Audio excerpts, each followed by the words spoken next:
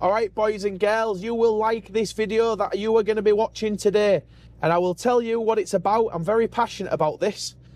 So, one of my friends has rang me. There was a guy running a transfer station in Hull a few years ago. Top and bottom of it, long story short, he was running it on an exemption, I think, or maybe nothing at all, one of the two. And what happened is he closed down the business and he has driven behind one of the fences and made a big long line of soil. You probably won't believe how much there is, soil and hardcore, that is tipped. But what I do know is that it's been tipped on the back of a playing field where children do the Sunday league games.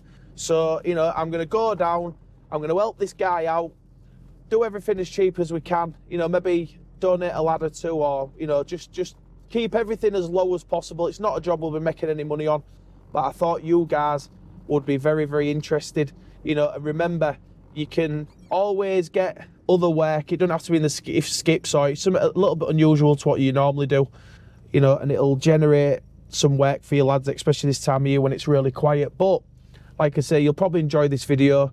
There's been roughly, well, we're talking thousands of tons of soil and hardcore tipped, which is a strange thing to tip because it costs out to get rid of. But I suppose some people are that greedy that they won't even get rid of the soil and hardcore. I understand people tip rubbish because rubbish is £100 a tonne, but to tip this amount of soil, which you're going to see in a minute, you know, which is 5,000 or 6,000 tonnes of soil tipped, when soil's, you know, a few pound a tonne to tip, you know, you're talking, you know, a real nightmare for the new person who's running this site. And, you know, just to save a few pound over a few months, you know, it's ridiculous. But that's how greedy and how mental some people are. But I will let you get into the video, and I hope you enjoy it, and give me your thoughts, see what you think. See you in a minute. All right, boys and girls, another day, and another day we are messing about with rubbish, and I've got a really good job today that I'm doing. So I'm at a site out the way, and I know you nosy people love fly tipping videos and all that stuff. So what we've got today, I'm choking myself here. What we've got today is a site that used to be a transfer station, and what the company did in this transfer station is they filled up a part of the site with soil and hardcore. Good quality gear, to be fair. Good, nice, clean soil and hardcore. There's a little bit of plastic, but not serious. So I'm going to take you onto this site and I'm going to show you what this customer has asked me to do. So, right, let's get up here. I'm going up a bank here, right? Oh, I'm getting a bit old for this. Right, so this is a big mountain of soil that I'm stood on. And this is in a lovely, tranquil location in the countryside, where they always are. And this site, a few years ago, you may have seen on one of my videos, I don't know if I ever videoed this, this site was used as a transfer station. So they turned it from a transfer station into a beautiful, beautiful site, did loads of work, and behind the fence here, there was this pile of soil. So I'm quite aware of what happened on this site here, and there was a skip company who worked in there years ago. They got an enforcement notice on it because it was done under exemptions and got caught. There was a pile of rubbish bigger than the house. And what happened is, long story short, they drove down the back, took the fence out, drove down the back of the fence and filled this edge up over years and years and a couple of years or whatever. So this piece of land was then repossessed because the man who owned it never paid his bills, as all the property got smashed up. And the Environment Agency came out and told the man to clear his rubbish because he was doing it under exemptions, which he did. And unfortunately, the guy had been tipping behind the fence. So there was a fence there, they've replaced it now. And he's tipped all this on the fence over years. He's drove up down there with a dumper with his skip truck and filled the riverbank all the way along. It's just clean soil and hardcore. I've had a dig through it. There's a couple of little bits of plastic, but you know, very, very few pieces, not much at all. It's, I'd say, well, it's probably a ton bag full of plastic in it, in the full lot. It's quite good stuff, right? So the man's bought it, and the Environment Agency, the ones who deal with flooding, have come down and they said to him, look, we need to dredge this river, which is all that stuff there, look, all them reeds and stuff like that. You can see the difference in level, in height, what I am, look, metres and metres higher. So they've come down and they've said that's got to be dredged, and we can't get the dredge up and over the top. So, you know, he thought it was just a small sort of like problem, if you like. I mean, this pal, we're talking football pitch and, you know, half long that way, and, you know, half a football pitch that way. See how big it is, look. Right. So they said to him, look, you're going to have to move it, and I've found out quite a lot of interesting things today. So you're not allowed to put any kind of bund or anything like this within 8 metres of a watercourse. So this needs to be moved from here 8 metres back, so it could go on there. Because they've turned it into such a beautiful place, they're not keen on that, so he's going to have to get rid of it.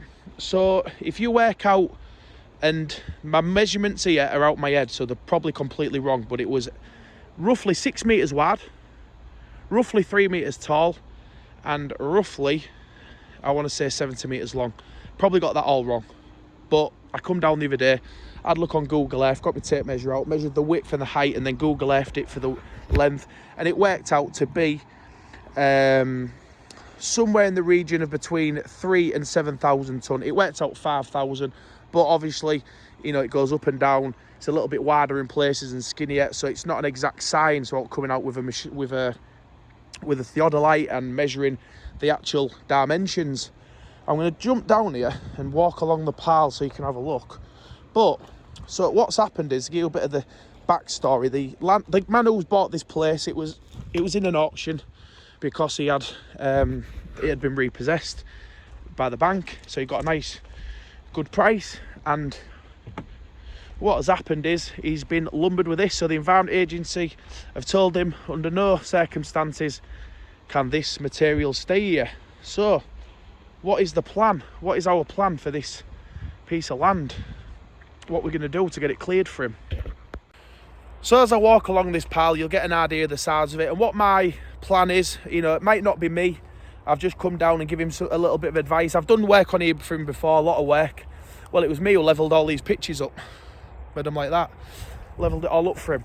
So what the plan is, it's mad, innit? Skip company tipping all that hardcore. You could have just bloody put that, got rid of it for free. That's how lazy people are. Right, so what the plan is going to be for us, or for whoever comes and does this job, we're going to have a man down here, or men, or whatever, pulling out any bits of plastic and stuff like that we find, and then we are going to get rid of it to wash plant, quarry, you know, the usual sort of thing. Once we've had a test done on it, a whack test, make sure it's compliant and everything like that. Pretty standard stuff. I feel very sorry for the man, because the bill to move this material, if there is 5,000 tonne and you work it on, you know, 200 quid a load or 150 quid a load, you're in the region of 50,000 quid. Plus you can have maybe 5 or 6 8-yard skips picking out these little bits of blue plastic and stuff that are stuck to the concrete. You know, the poor man's ended up with a £60,000 bill out the blue. He's had this place a little while, so it's horrible for him. But, you know, I'll try and do my best for him and help him out, but what a shame. And this is the problem with, you know, these people that run illegal skip companies. And I'm not going to name this company or, you know, saying out negative about them, because I know the guy is all right, to be fair, just trying to make a living. But this guy here came into this town and undercut all the legitimate businesses for months and months and months. And this is where the rubbish has ended up. All that look. So, you know, getting the cheapest company isn't always the best, because then some poor bastard, you know, it affects their livelihood, it affects their business. Right, we're back in the office, and I just wanted to discuss what the plan is. This is probably more for people in the waste industry, how we are going to deal with that issue. So what the plan is we are going to get a machine down there with a riddle bucket. We're going to get all the hardcore out as much as we can, send that off for crushing.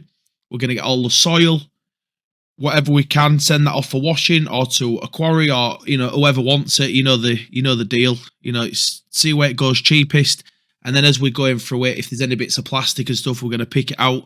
So like I said in the video, we'll get everything written down and make a plan, get some lads ready. Hopefully we get the job, or if not, we'll help them in some way, probably do the waste or whatever. But yeah, sad story, for that man who's bought that land and had no idea.